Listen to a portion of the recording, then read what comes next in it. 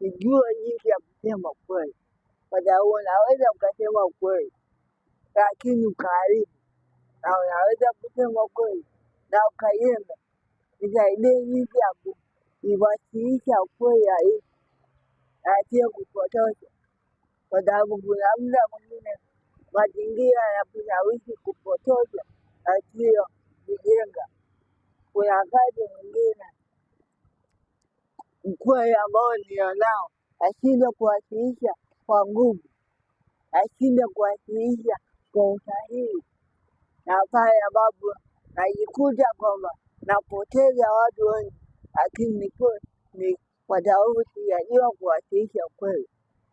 Mungu naomba nisaidie sana jinsi ambavyo naweza nikapangilia maneno yangu ili afanye kuwa kujenga na sio kubomoa, kwa sababu kuna watu wengine wanaweza kuchafua ukweli wangu, na wakichafua ukweli wangu mimi nitaonekana ni mwongo.